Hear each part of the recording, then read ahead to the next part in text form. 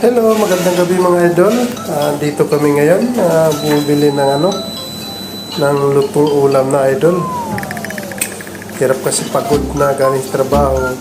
Hirap na magluto. Nakatamad na. Kaya dito na, takbo na lang dito sa supermarket. Bibili ng lutong ulam.